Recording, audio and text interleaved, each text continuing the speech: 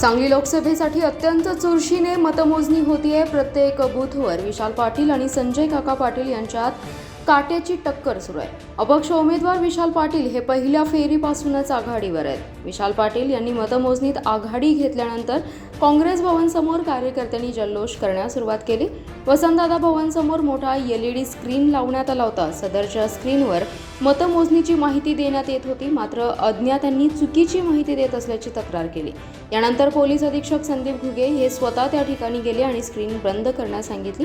यावेळी विशाल पाटील समर्थक आणि पोलिसांमध्ये काही वेळ वादावादी झाली। यानंतर माजी केंद्रीय मंत्री प्रतीक पाटील यांनी पोलीस अधीक्षक संदीप घुगे यांच्याशी चर्चा केल्यानंतर हा वाद निवळला गेला।